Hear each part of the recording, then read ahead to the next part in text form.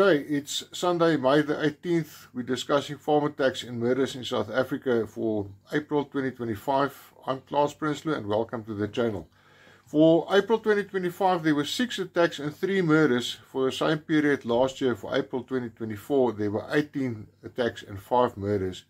In the joint session between the portfolio committees of Agriculture and Police, there was mention of another attack murder in the town of Douglas in the Northern Cape, but that could not be verified, so we're going to skip on that one. Let's have a look at the provincial breakdown.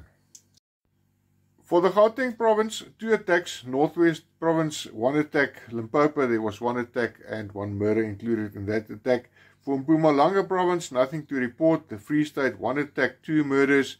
And I've inserted another case here, which was not strictly a farm attack, but it was a rural atrocity.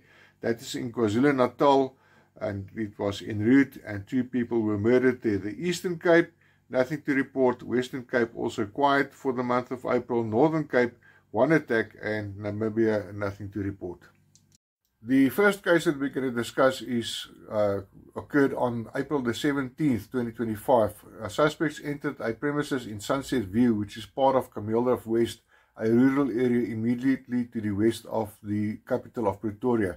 They bound 1 worker and took him into the house where they waited for the owner, in the meanwhile also helping themselves to household items and food. When the owner returned, they overpowered her and she managed to draw a firearm and start shooting at the attackers. But they managed to wrestle the firearm from her, after which they started attacking her with a panga, causing moderate injuries. They fled after taking her cell phone and also the firearm. On April the 18th, 2025, in the western area, which is on the far out reaches of Gauteng, there was a shooting between Zama factions, and they also started shooting at one of the farmers in the area. On April the 1st, near the town of Brits in the Northwest province, the couple had just arrived back from the doctor, where they consulted the doctor because of her husband's severe back problems. They were just busy unpacking the car when they were attacked by 3 men. The men grabbed and strangled the woman and threatened the man with a knife and tied him up with an electrical cord. The woman was cut in the face and tied up with shoelaces and then gagged and covered with blankets. The man had to hand over the safe keys, and the attackers said that they would cut the couple's throats if they did not comply. The house was then ransacked and the attackers left with the vehicle and the loot. Both broke free later on, and the women called for help from the neighbors. Neighborhood Watch and security companies provided assistance to the South African police, and 1 suspect was killed in a shooting. The other 2 were arrested. The sad truth about farm attacks and farm murders in South Africa is that it's not just adults that's being attacked. Sometimes there's a child that's being assaulted. Sometimes we've had cases where children were abducted. But then there's also the cases where children get murdered. This is a case that is very close to my heart, and I'm always getting emotional when I think about this case. It's one of the heaviest cases, although there are other cases as well. Yet I'm busy researching. I'm presenting this one to you in this video. My name is Wilhelmine Potgieter and I am 2 years old. On 1 December 2010, my life changed drastically. Here is my story. I was brutally murdered on our farm in the Lindley district of the Free State with my father Ati and mother Vilna. My father Ati was stabbed more than 151 times, and my mother Vilna was stabbed in the face and shot through the neck. Afterwards, my small bloody footprints were found around the area that my father was found. I was also cut in the face with a knife, picked up by my little ponytail, and shot in the back of the head. I was found under the bed. I never asked anyone to harm me or my family. 6 people were arrested and sentenced for our murders, but it robbed me of everything. Our brutal deaths slipped through the cracks of this democracy like a silent secret, not a word from the leaders of South Africa. for these ongoing, torturous murders. I would have been 17 years old today, a young teenager who could have enjoyed the sweet aroma of our old farm soil. I will never have the opportunity to worship my Almighty Father in heaven. I was deprived of a life just because I am from a vilified minority. There was and still is no justice for this barbaric way my parents and I had to come to an end. People have long forgotten about us. Our names are on tombstones, and that's it. I am a victim of a system that was and still is evil and senseless. This is my story. I am Wilhelmine Potgieter, and I was 2 years old.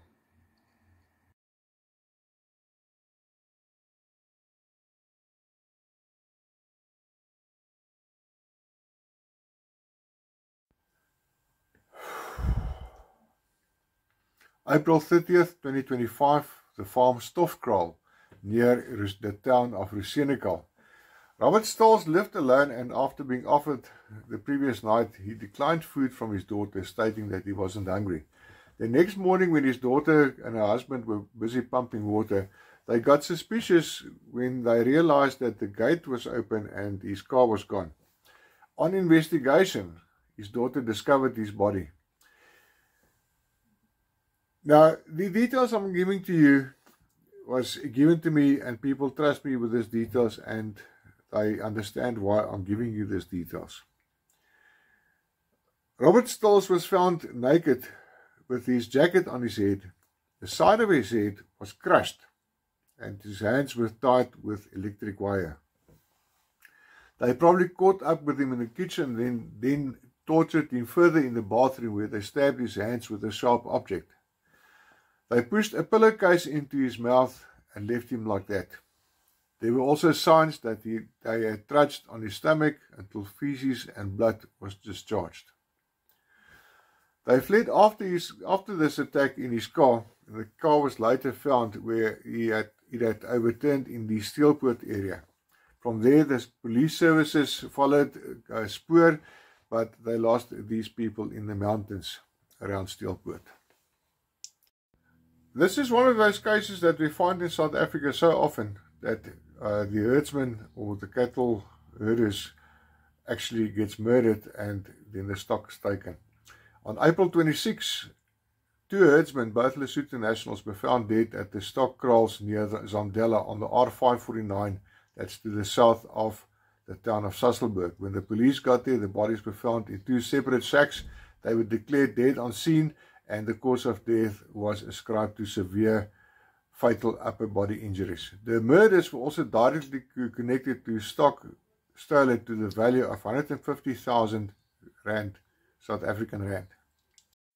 The Northern Cape province has always been very quiet, probably because of the vastness of this province, and for the past 2 years only one murder that was recorded, and also one other attack other than the one on the 29th of April at the Leerkrans Agricultural Holdings outside of the town of Uppington, where in the early hours of the morning an elderly man's house was breached and he was brutally attacked by 2 attackers using a sickle. He had to be hospitalized and received various stitches for the various injuries. This is the second case that I have researched. There's many more to come, unfortunately.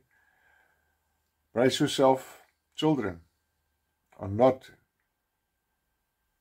excluded when it comes to farm attacks and farm murders. My name is Kayla Meyer. I was only 9 years old on the 9th of March 2016. That was the day everything changed. According to my school, I was a beautiful and loving child whose sunshine smile used to brighten everyone's day. My stepdad's father, Monty McCormack, was visiting from the UK. Finally, I had a grandfather who cherished me and made me laugh. I enjoyed his company. At the time when our lives changed forever, the 2 of us were in the kitchen making marmalade and toast. It all happened so fast, we never got to enjoy our treats. My 73-year-old grandfather was taken to my bedroom, where he was repeatedly assaulted with a crowbar. His blood was all over my favorite pillow. I was taken to the spare room next door. I fought like a little tiger. My body was later found there. My little hands were tied with rusted wire behind my back, and I was raped several times before I was killed by multiple blows to my head with a shovel. My mom, Mariki Meyer, and stepdad, Kenneth McCormack, were found 100 meters away at our house that they had almost finished building. My mom was found in a pool of blood with a hammer next to her, which might have been used to beat her to death.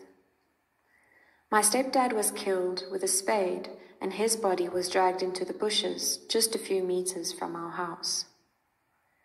I was only 9. I was too young to die. I was too young for so much pain. This year I would have turned 18, my last year of school. Maybe I'd be laughing with my friends, picking a dress for the matric dance, dreaming of becoming a doctor or a teacher.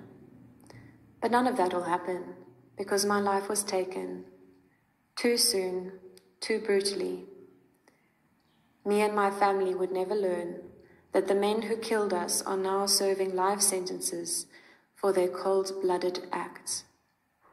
Thank you for allowing me to share my story. On April the 28th, 2025, near the Adams Mission in close to the town of Illovo, a family's vehicle broke down and they were approached by armed men who suddenly just started opening fire. They tried to flee, but father and son was fatally wounded and the mother critically wounded in the leg. The police have been asked for any person with any information to come forward, but to date nothing has come to light.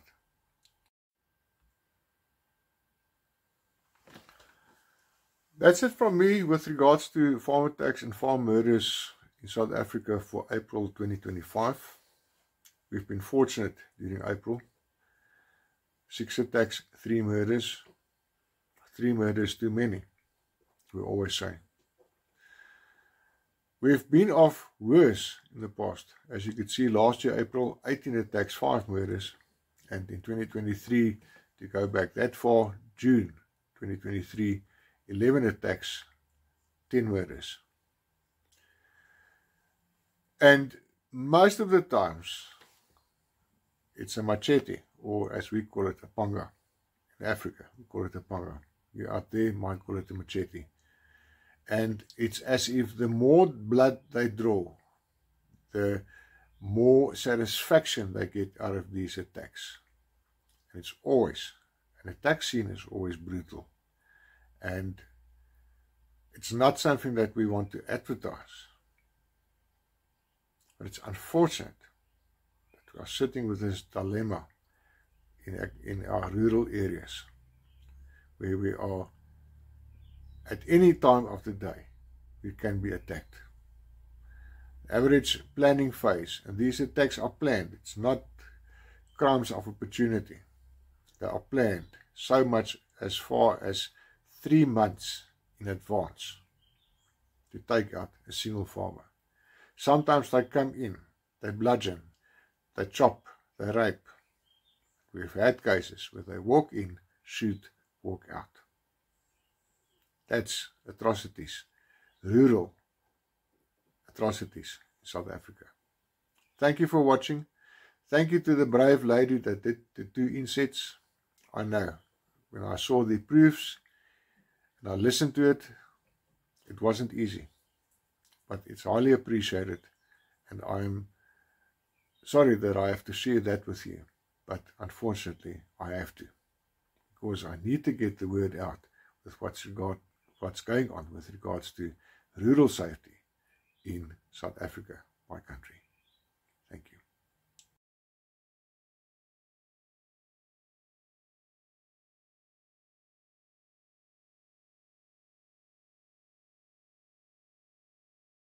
This production was brought to you by Eysterberg Safety Statistics Information.